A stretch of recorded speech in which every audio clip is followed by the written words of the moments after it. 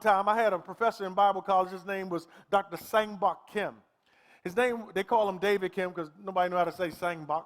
And so he had a young lady that got married in his church against his advice. She was marrying an unsaved guy, and so he was opposed to it, but she did it anyway. On their wedding day, at the reception, they had an argument. Can you imagine getting in an argument on your wedding day?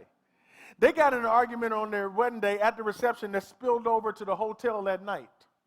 Now, this was a young couple. She was a believer, and I believe they had waited until they got married. So if you're a dude and you've been waiting, and then you have an argument on wedding night, that's rough right there.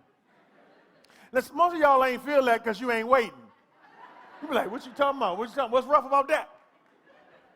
See, what I'm saying is some people actually practice abstinence before they get married.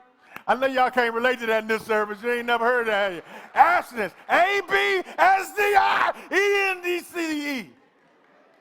So now he's on one side of the bed. She's on the other side of the bed. They're not even talking to each other.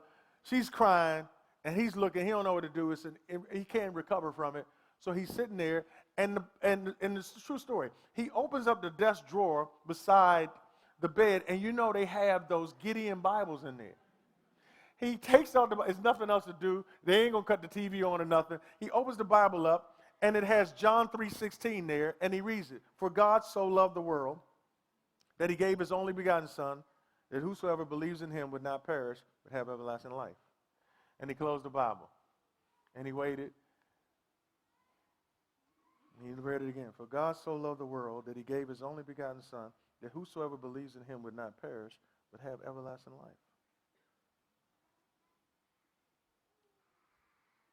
For God so loved the world that he gave his only begotten Son, that whoever believes in him would not perish, but have everlasting life.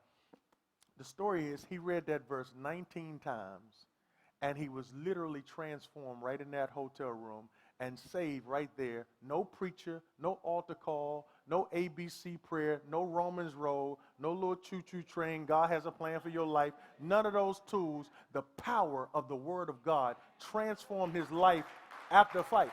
What I'm saying is this book is that powerful.